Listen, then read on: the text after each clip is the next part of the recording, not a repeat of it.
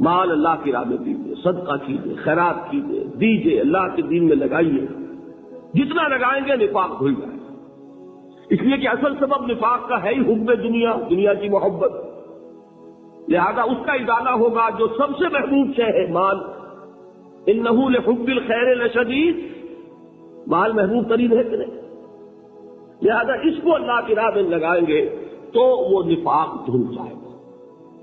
اور ایک اور چیز ہے جو بہت اہم ہے، بہت ہی شعوری طور پر اس کا اہتمام کیجیے، جس وقت دین کے کسی فرض کی انسان کو سمجھ آ جائے، اس کا شعور پیدا ہو جائے، پھر ڈیلے نہ ہو،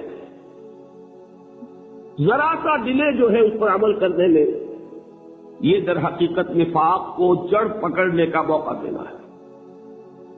امیڈیٹ ایکشن، ایک بات سمجھ میں آ گئی، فوراً عمل کرو۔ اس میں شیطان کیا کرتا ہے، ذرا ٹھہر جاؤ، ابھی دیکھو یہ فرض ہے، یہ ذمہ داریاں ہیں، یہ کرنا ہے، اور پھر لگا دینا اپنے آپ کو۔ بہت سے لوگ کہتے ہیں بس یہ ریٹائرمنٹ کے بعد تو سارا میں دین کے لیے وقف کر دوں گا۔ اول تو خدا کے بندے تمہارے اندر رہ کیا جائے گا ریٹائرمنٹ کے بعد؟ دوسرے یہ کہ یہ بھی جان لیجئے کہ کار دنیا کسے تمام نہ کر، ریٹائرمنٹ کے بعد کون فارغ ہو جاتا ہے؟ بیٹوں بیٹیوں سے فارغ ہوئے تو پوتے پوتیاں موجود ہیں، نواسے نواسیاں موجود ہیں، کبھی بھی وہ بوجھ ختم نہیں ہوتا زندگی کا۔ وہ تو یہ کہ آج بات سمجھ میں آئی ہے تو آج عمل ہونا چاہیے۔ قرآن مجید میں سورہ انعام میں بڑی شدید وعید آئی ہے، الفاظ ہیں یہ، وَنُقَلِّبُ أَفْئِدَتَهُمْ وَأَبْصَارَهُمْ كَمَا لَمْ يُؤْمِنُوا بِهِ أَوَّلَ مَرَّةٍ۔ انسان پر ایک حقیقت کا انکشاف ہوا کہ یہ بات حق ہے، فوراً تسلیم کر لیں، کسی مصلحت کی وجہ سے، کسی بزدلی کی وجہ سے، کسی لالچ کی وجہ سے، کسی اپنی سیادت یا قیادت کی وجہ سے کیسے مان لوں؟ لوگ کہیں گے کہ یہ نیچے ہو گیا، وہ اونچا ہو گیا جس کی بات مانی، کسی وجہ سے رک گئے، تو اللہ تعالیٰ اندر سے وہ جو استعداد ہے حق کو پہچاننے کی وہ سلب کر لیتا ہے۔ وَنُقَلِّبُ أَفْئِدَتَهُمْ وَأَبْصَارَهُمْ، ہم الٹ دیں گے ان کے دلوں کو بھی اور ان کی آنکھوں کو بھی، کیوں؟ كَمَا لَمْ يُؤْمِنُوا بِهِ أَوَّلَ مَرَّةٍ، اس لیے کہ وہ پہلی مرتبہ جب انکشاف حق ہوا ہے وہ ایمان لے لائے۔ اس کا میں ایک واقعہ آپ کو سنانا چاہتا ہوں کہ کس طرح صحابہ کرام پر بھی وقتی طور پر یہ واقعہ اگر صحابہ کرام کا نہ ہوتا تو یہ حقائق سمجھ میں نہ آتے۔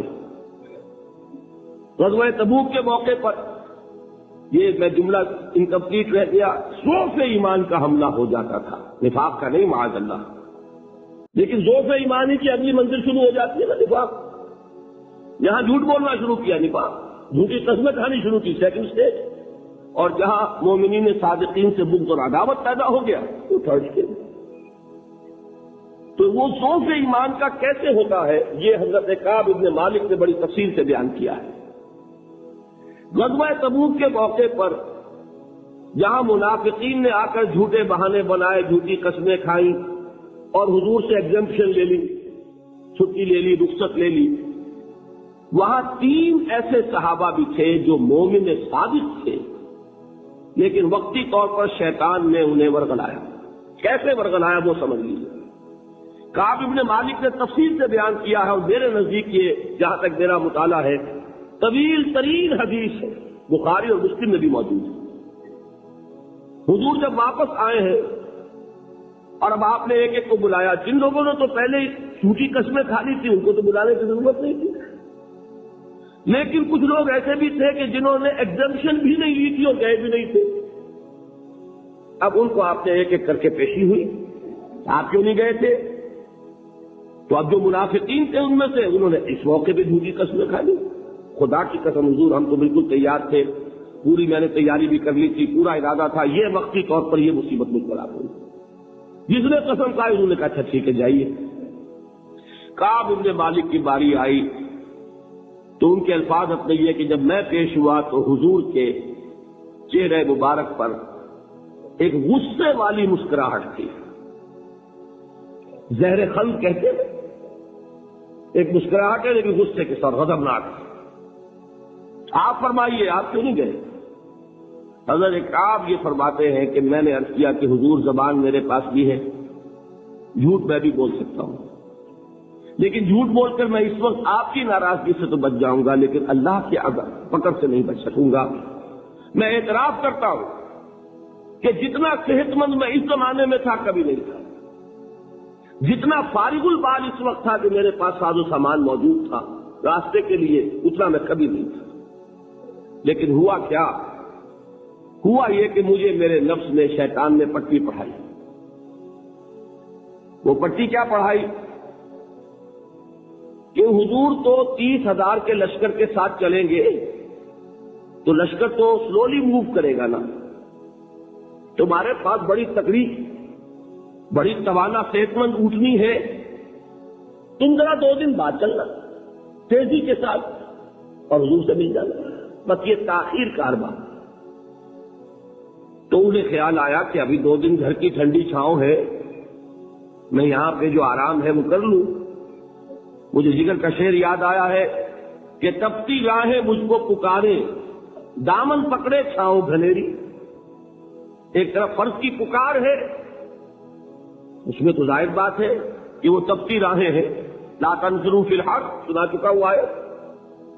یہاں گھر میں نخلستان میں کھجوروں کی چھاؤں میں اہل و عیال میں یہ ٹھنڈی چھاؤں جو ہے یہ پکڑ رہی ہے، بھائی 2 دن ٹھہر کے چلے جانا، ٹھیک ہے، کوئی نیت میں خرابی نہیں ہے۔ اس کے بعد پھر جب ابھی 2 دن اور ٹھہر جاؤ، یہ تو بڑا لمبا سفر ہے، ذرا تیز اور دوڑ لیتا۔ تو فرماتے ہیں کہ حضور میں اسی طریقے سے تاخیر و تعویق میں پڑا رہا، یہاں تک کہ ایک روز اچانک مجھ پر یہ چیز منکشف ہوئی کہ تو میں چاہے کتنا بھی تیز چل لوں میں آپ سے نہیں مل سکتا، میرے اعصاب ڈھیلے ہو گئے، اس طرح میں نہیں رہ گیا۔ حضور نے بائیکاٹ کا حکم دیا صحابہ کو، 3 صحابہ تھے ایسے، 2 اور تھے جنہوں نے اسی طریقے سے اعتراف کیا۔ حضور نے حکم دے دیا کوئی ان سے گفتگو نہ کرے، سوشل بائیکاٹ، بڑی سخت سزا تھی جو دی گئی ہے، اس کی بڑی تفاصیل ہے، اللہ تعالیٰ شوق دے تو وہ حدیث پوری پڑھیے، میں نے تو 2 جمعوں میں ایک مرتبہ صرف اس ایک حدیث کو بیان کیا تھا، شاید کئی کیسٹس ہوں میرے ہاں، ہمارے نمبر کوئی مجھے یاد نہیں ہے، لیکن یہ بڑی عجیب حدیث ہے۔ لیکن اس میں جو اصل سبق ہے وہ کیا ہے؟ اس طریقے سے شیطان لیک و لال، تاخیر، تعویق، ابھی کیا جلدی ہے، ذرا اس کام سے فارغ ہو لو، ذرا پھر ترافی کر لینا، ذرا زیادہ زور سے کام کر لینا، یہ وہ چیز ہے کہ جو وہ تو خیر صحابی تھے بچ گئے، اگر وہاں جھوٹی قسم دکھا دیتے تو گئے تھے۔ یہ تو اتنا ہی ہے نا، مرضی و نامردی قدم فاصلہ دارت، اس میں تو یہی ہے کہ ذرا ایک جھوٹی قسم کھا دیتے، جھوٹے بہانہ بنا دیتے تو اب ذوق ایمان نہ رہتا، وہ نفاق کی طرف شروع ہو جائے۔ وہ اللہ تعالیٰ نے ان کو بچایا، لیکن یہ کہ ہم کیسے بچیں گے اگر ہم نے یہ روش اختیار کی؟ لہذا 3 کام دوام ذکر، نمبر 1 اس کی میں شرح کر چکا ہوں، 4 اذکار یاد کر لیجیے گا ان کو، ورنہ کیا فائدہ۔ نمبر 2 انفاق فی سبیل اللہ، نفاق کا علاج انفاق۔ نمبر 3 یہ عادت اپنے اندر پیدا کیجیے شعوری طور پر کہ جب ایک حقیقت واضح ہو جائے فوراً اعتراف کہ ہاں بھائی بات ٹھیک ہے آپ نے، جب ایک فرض کا احساس ہو جائے فوراً اس کی ادائیگی کے لیے آغاز۔ تاخیر و تعویق ہے کہ جس سے پھر نفاق کو موقع ملتا ہے۔ اللہ تعالیٰ مجھے اور آپ کو حقیقی ایمان عطا فرمائے اور نفاق سے بچائے رکھے۔ اب آئیے حقیقت و اقسام شرک۔ دیکھیے ہر شخص یہ جانتا ہے کہ اسلام دین توحید ہے، ایک لفظ میں اگر کہیں گے تو اسلام کا سب سے بڑا وصف، سب سے بڑی علامت توحید۔ مجھے اقبال نے کہا کہ توحید کی امانت سینوں میں ہے ہمارے، آسان نہیں مٹانا نام و نشاں ہمارا۔ تو توحید ہے، توحید کی ضد ہے شرک، ٹھیک؟ اس سے میں ایک نتیجہ نکالتا ہوں، کوئی مسلمان جان بوجھ کر مشرک نہیں ہو سکتا، یہ میرا نتیجہ ہے، جان بوجھ کر مشرک نہیں ہو سکتا۔ وہ شرک میں مبتلا ہوگا تو ناسمجھی میں ہوگا، نادانی میں ہوگا، وہ اسے شرک نہیں سمجھے گا، یہ ممکن نہیں ہے کہ کوئی مسلمان ہو، گیا سے گیا مسلمان، گزرا سے گزرا مسلمان، گھٹیا سے گھٹیا مسلمان، لیکن وہ شرک کو شرک سمجھتے ہوئے اس پہ آلودہ ہوتا کیا سمجھ میں نہیں آتا کہ شرک. تو ضرورت بہت ہے کہ ہم یہ پہچانیں کہ یہ شرک ہے کیا.